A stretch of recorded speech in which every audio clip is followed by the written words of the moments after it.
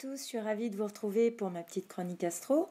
Je m'appelle Stéphanie et cette semaine, je vais vous parler de la prochaine pleine lune qui aura lieu dans le signe du Gémeaux le 23 novembre 2018 à 0°52. La première chose qui m'a sauté aux yeux quand j'ai affiché la page de la carte du ciel de cette pleine lune, c'est le nombre de traits rouges. Pour ceux qui ne le savent pas, l'astrologie utilise un code couleur et le rouge est utilisé pour dessiner les aspects dits de tension. Ces aspects sont là pour nous dynamiser, ils nous font sortir de notre zone de confort, ils nous stimulent, sinon on s'embêterait, ou plus grave, on stagnerait. Alors vu que le rouge domine sur cette carte, on peut supposer que les énergies de cette pleine lune du 23 novembre seront stimulantes et qu'elles vont nous faire sortir de cette zone de confort peut-être en nous bousculant un peu. Ensuite, il y a autre chose qui m'a interpellée lors de ma première lecture de cette carte, c'est le degré qu'occupe cette pleine lune. 0°52' d'arc. Chaque signe se compose de 30 degrés et chacun des degrés symbolise un âge, un niveau de maturité. Le degré 0 n'est donc pas le plus mature qui soit. En revanche, il est déjà très puissant car il porte en lui tous les stades d'évolution du signe. On peut le comparer à une graine. Elle porte en elle toute la mémoire génétique de ce que sera le fruit. Donc 0°, c'est le lieu, le moment où la planète, dès son entrée dans le signe, va très rapidement déployer une énergie considérable, puissante, dont on sentira immédiatement les effets. Je me souviens d'un astrologue dont j'ai malheureusement oublié le nom, je suis désolée pour ça, et ce monsieur comparait l'entrée d'une planète dans un signe à un plongeon dans une piscine. Imaginez l'eau qui éclabousse au moment où le corps entre en contact avec l'eau, puis l'onde qui se répand et qui résonne dans tout le volume de la piscine. Eh bien c'est pareil, la planète en arrivant modifie le volume, elle va charger l'espace dès le tout début de son énergie et l'ambiance du signe va être modifiée jusqu'au départ de cette planète. Les effets de l'entrée d'une planète dans un signe peuvent être très concrets, tant sur le plan de la matière, en signe de terre par exemple, que sur des plans plus subtils et s'exprimer de façon plus intérieure en signe d'eau par exemple.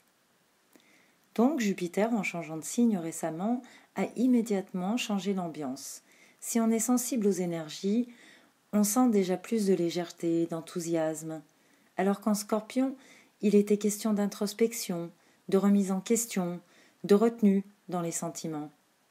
Ce qui n'est pas négatif en soi, c'est même nécessaire, mais disons que c'est plus pesant que le feu de l'action, qui est au programme avec Jupiter en Sagittaire. Et cette pleine lune marque donc l'entrée du Soleil à 0°52 dans ce signe du Sagittaire, qui est pour mémoire un signe de feu, mutable et masculin. J'en profite au passage pour souhaiter un joyeux anniversaire à tous les Sagittaires. Et avec le Soleil dans ce signe, nous allons, à l'image de ces natifs, nous sentir plus confiants, plus idéalistes. On pourrait se sentir prêt à s'engager dans un projet d'envergure. On peut, par exemple, pendant ce transit, avoir envie de faire, pourquoi pas, le voyage de notre vie, dans un pays lointain, où on pourrait même s'installer si notre thème natal nous y prédispose. D'autres pourraient ressentir le besoin de pratiquer de manière plus assidue leur religion, par des rituels, des prières à heure fixe, ou adopter un style de vie plus en adéquation avec leurs valeurs profondes, en changeant leur alimentation par exemple. Globalement, pendant le transit du Soleil en Sagittaire, c'est la période de l'année où on a envie de réaliser un idéal. Mais cette année, c'est très particulier puisque Jupiter est là aussi et il va augmenter les chances de voir cet idéal se réaliser. Nous avons eu un an avec Jupiter en Scorpion pour identifier cet idéal. À présent, l'heure n'est plus à la réflexion, mais à l'action. Et la pleine lune, le soleil nous en fait prendre conscience. La lune, elle, est donc en opposition au soleil, c'est le principe même de la pleine lune, Elle entre à 0,52 dans le signe du Gémeaux. Dans ce signe, elle se sent d'humeur à voir du monde, à bouger, à sortir, à faire du shopping, à partir en week-end. Elle est toute émoustillée, elle ne sait plus où donner de la tête tellement il y a de choses à faire, à voir, de personnes à rencontrer, de choses à préparer. Et la lune en Gémeaux nous rend joyeux et un peu insouciants, d'humeur très festive, et ça va aller crescendo jusqu'à Noël d'ailleurs. Cette pleine lune a lieu sur l'axe Gémeaux-Sagittaire. Ce sont deux signes masculins immutables, c'est-à-dire qu'ils ont tous les deux le sens de l'initiative et qu'ils ont tous les deux d'excellentes facultés d'adaptation au changement. Ils correspondent au printemps et à l'automne. Et comme tous les signes mutables, ils font la transition vers les signes cardinaux qui, eux, marqueront le début d'une nouvelle saison. Les signes mutables préparent au changement. Nous avons vu au début de cette analyse que les traits rouges donnaient déjà quelques indications, mais maintenant quand on regarde les éléments dans lesquels se forme cette pleine lune, on obtient d'autres précisions. En l'occurrence, le Gémeaux est en signe d'air et le Sagittaire en signe de feu. Et vous savez ce qu'on dit, l'air attise le feu. On peut en conclure que cette pleine lune parle donc d'être un peu explosive, enfin s'annonce un peu explosive. Alors ça peut être des explosions de joie par exemple si on attendait le feu vert pour se lancer dans un grand projet, mais ça peut être aussi des explosions de colère si par exemple les choses ne vont pas assez vite. Le Sagittaire n'est pas le signe le plus patient qui soit. Il peut aussi s'agir de vraies explosions, donc soyons prudents avec tout ce qui peut exploser, les briquets, les téléphones, que sais-je. Cet axe met en lumière d'un côté avec la lune en Gémeaux cet élan insouciant, indispensable à la vie, c'est l'énergie du printemps dont il est question, et de l'autre avec le soleil en Sagittaire, l'automne, la discipline, la concentration, l'engagement, les hautes aspirations. On ne devient pas champion olympique sans entraînement intensif, par exemple, ni juge d'instruction sans avoir fait son droit, comme on dit. D'avoir une âme de justicier ne suffira pas, la bonne volonté et la chance non plus. L'archétype Sagittaire peut être, disons-le, un peu élitiste. Il aime avoir une haute estime de lui-même, et donc il se donne les moyens pour ça. Et durant cette prochaine quinzaine, et même tant que le soleil traverse ce signe, on pourrait bien être sensiblement orienté dans ce sens, dans le sens de se donner les moyens de réaliser nos rêves, en apprenant, en s'entraînant, en officialisant notre engagement. Sur cet axe Gémeaux-Sagittaire, il est question de trouver le juste équilibre entre la naïveté de l'élan et la rigidité de la science. On peut par exemple devoir admettre qu'il nous manque des connaissances ou des certifications pour exercer une activité professionnelle et on décide alors de se former. Sur le plan sentimental, ce peut être un coup de cœur, une rencontre avec une personne de culture étrangère. Mais la culture pourrait s'avérer plus difficile à intégrer qu'on ne l'aurait cru. Ou si cette rencontre est géographiquement éloignée, la distance peut être contraignante, frustrante. Voilà le genre de dilemme au programme de cet axe. Nous avons parlé de la Lune, nous avons parlé du Soleil, et les autres planètes alors, quelles autres informations vont-elles nous donner ? Mars rétrograde à partir du 18 décembre et ce jusqu'au 7... Non, j'ai dit décembre, mais non. Mercure rétrograde à partir du 18 novembre et ce jusqu'au 7 décembre. Traditionnellement, on peut s'attendre à des dysfonctionnements de toutes sortes touchant à l'électronique, au télécom, au téléphone, aux ordinateurs, au transport. Et on dit que la période de Mercure rétrograde n'est pas une période favorable à la signature de contrats ou à l'achat de matériel électronique ou justement de voitures. Bien évidemment, cette rétrogradation de Mercure tombe juste avant Noël. Alors, si c'est possible, il serait préférable de patienter jusqu'au 7 décembre pour acheter de l'électronique ou des voitures, car sinon on risquerait d'avoir des problèmes avec et on serait obligé de retourner l'objet en question. Quant au contrat, on n'a pas toujours le choix, donc il faut faire au mieux maintenant qu'on le sait. On peut essayer de décaler la date, ça peut passer, il faut essayer. Mercure est lui dans le signe du Sagittaire, également conjoint au Soleil et à Jupiter. Ça fait quand même du monde dans ce signe au tempérament de feu. Donc vraiment, ça insiste sur le côté explosif et vivant de la période. Mercure indique comment on communique. Et avec Jupiter et le Soleil, on peut facilement imaginer une plaidoirie. On peut pendant cette période devoir se justifier ou devoir défendre notre bonne foi avec des preuves à l'appui. Alors ça peut être un ticket, faut bien garder nos tickets parce qu'on peut justement avoir à retourner cet objet qu'on aurait acheté sous Mercure rétrograde et qui ne fonctionne pas. Et donc on garde bien le ticket, ça c'est notre preuve d'achat par exemple. C'est difficile de lister toutes les possibilités, tous les scénarios possibles. On peut aussi crier ou dire des choses importantes, officielles. On peut entendre des déclarations. D'ailleurs, je serais curieuse de voir ce que l'État va nous dire au sujet des prix du carburant, mais bon, c'est un autre sujet. Nous verrons bien. En tout cas, sous Mars rétrograde et avec de tels auspices, il pourrait bien qu'on se fasse un peu enfumer parce que Neptune, toujours dans le signe des Poissons, forme un carré à Mercure. Vous vous souvenez, les traits rouges?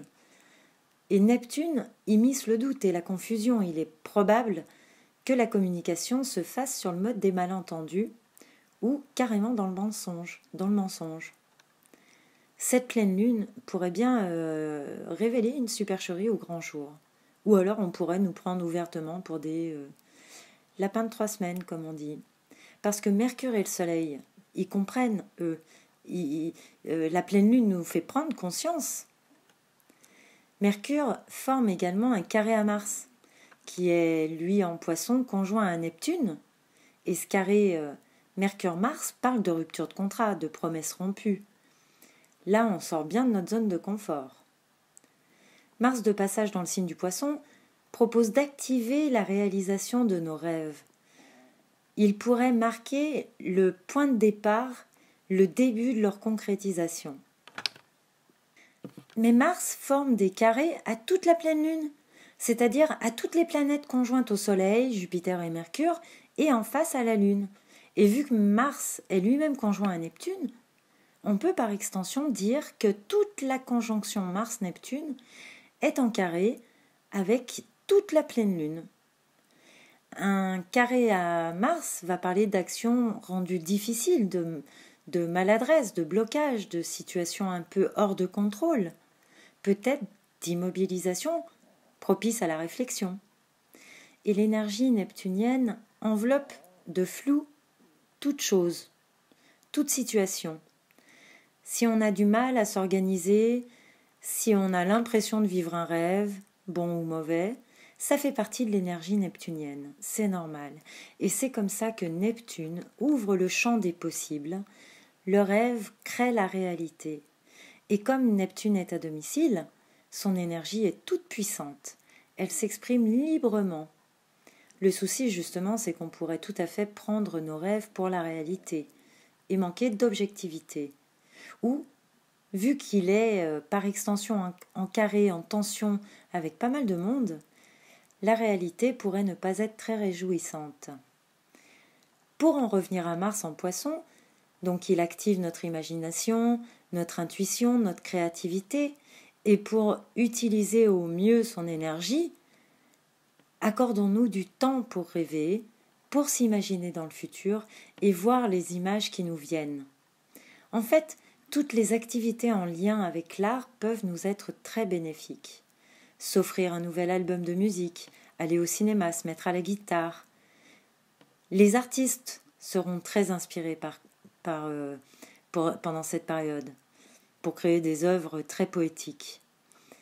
Et l'idée de cet aspect de Mars à la pleine lune, puisque l'action sera momentanément gênée ou bloquée, on pourrait pendant cette période se sentir physiquement fatigué et devoir se reposer un peu, ce qui serait propice à Mars et à Neptune, ce qui leur permettrait de se réaliser. Mars quittera ce signe à la toute fin de l'année 2018, donc nous aurons l'occasion d'en rediscuter. Parlons un peu de Vénus. Vénus est à nouveau en marche directe depuis le 17 novembre. Elle a repris sa course et repasse une troisième fois sur les degrés qu'elle a déjà parcourus avant sa rétrogradation, dans ce signe de la Balance dont elle a la maîtrise. Comme toutes les planètes à domicile, elle peut exprimer son plein potentiel. Et ce, pour notre plus grand plaisir, puisque l'énergie de Vénus en Balance est très douce, on se sent bien, équilibré, bien dans sa peau, satisfait de ce que l'on a, entouré de belles choses. Nos échanges sont dépassionnés, harmonieux, respectueux, peut-être plus qu'à l'accoutumée, du fait de cette Vénus en Balance. Mais il y a quand même une petite ombre à ce tableau idyllique. Vénus forme un carré à Pluton, encore un trait rouge. On sort encore de notre zone de confort. Et avec Vénus, c'est quelque chose qui touche à l'affect. Ça peut donc être quelque chose de désagréable, qu'on n'aime pas, alors qu'on n'avait rien demandé, qu'on était en paix, et ping, un truc désagréable nous arrive. Alors ça peut être une toute petite chose, inutile de tout de suite monter sur vos grands chevaux. Il ne faut pas généraliser, enfin c'est selon le thème de chacun. Ça peut être des petites choses comme des grosses choses. Mais comme je n'ai pas les thèmes de chacun sous les yeux, je ne peux pas vous dire avec précision si ça sera important ou pas. Retenez juste que quelque chose de désagréable peut se passer, mais pas forcément de grave. Ce peut être une dépense imprévue, car Vénus c'est l'amour, mais c'est aussi l'argent. Et Uranus lui fait face, en opposition, encore un trait rouge, ce qui amène cette idée de soudaineté. Une dépense imprévue, donc pour quelque chose que l'on cherchait depuis longtemps, par exemple, et qu'on trouve enfin. Mais on n'avait pas prévu dans notre budget une telle dépense. Mais en même temps, il n'est pas question de passer à côté de l'objet de notre désir. Donc on risque bien de craquer. Voilà. Donc à la fois ça crée un stress, mais à la fois ça crée une joie. Mais c'est qu'une possibilité parmi tant d'autres. Sur le plan sentimental, par exemple, ça peut être une dispute avec une personne qui nous est chère, ou peut-être même une séparation momentanée suite à une dispute. Mais ça pourrait être aussi une rencontre affective, du même ordre que l'acquisition du précieux objet ruineux. Voilà, une rencontre on rencontre quelqu'un qui semble avoir tout ce qu'on recherche, toutes les qualités qu'on adore. Amis célibataires, c'est le moment d'ouvrir l'œil, et le bon. En tout cas, Uranus forme aussi un trigone à Saturne, un trait bleu, donc facilitant, ce qui laisse entrevoir un dénouement constructif, puisque avec Saturne, ça porte sur le long terme, une opportunité, plus ou moins imposée, de mettre les pendules à l'heure. Il parle éventuellement d'un bon investissement. Uranus forme aussi un sextile à Mars, un autre trait bleu. Ce pourrait être une décision prise sur un coup de tête, suite par exemple à quelque chose qu'on aurait appris. Uranus forme un aspect de quinconce au Soleil, ce qui évoque une occasion de ne pas reproduire les schémas habituels. Oh, c'est pas facile à dire. Formulé différemment, disons que par le passé, on avait par exemple l'habitude de nous emporter face à un truc bien particulier qui nous agace par-dessus tout. Eh bien, va se présenter la même situation, et cette fois-ci, on décidera ou on sera forcé de réagir différemment. Et on réalisera que finalement, c'est mieux comme ça. Et voilà, le quinconce aura rempli sa mission, il nous aura fait évoluer. Mais si on reproduit toujours le même schéma, le même style de situation risque de se présenter à nouveau, encore et encore. Pour finir, avec Saturne, Ils forment toujours ce sextile à Neptune. Ils dialoguent ensemble au sujet du passé. De vieilles blessures peuvent remonter. Mais justement, c'est aussi une très bonne période pour se réconcilier ou pour structurer nos rêves, notre avenir, leur donner une forme, toujours. Voilà, c'est fini pour aujourd'hui, chers auditeurs. Pour ceux que ça intéresse, j'ai publié un petit article sur mon blog. En fait, j'ai imaginé un dialogue entre la Lune et le Soleil à l'occasion de cette pleine Lune. Et vous pouvez consulter cet article en tapant Chronique Astro, tout attaché en minuscule, @wordpress.com. Mais je pense que vous trouverez le lien quelque part autour de cette vidéo. Je vous souhaite une très belle pleine lune en Gémeaux. Je vous donne rendez-vous dans 15 jours pour la nouvelle lune en Sagittaire qui nous mettra dans une ambiance de plus en plus festive jusqu'à Noël. Et d'ici là, n'oubliez pas, l'astrologie nous donne les clés, à nous de savoir les utiliser. Les planètes sont là à notre disposition pour nous guider au quotidien. Elles nous permettent de travailler en conscience avec les énergies et d'équilibrer les forces en action. Merci de liker, de vous abonner si ça vous a plu. Je vous dis à très bientôt. Bye bye.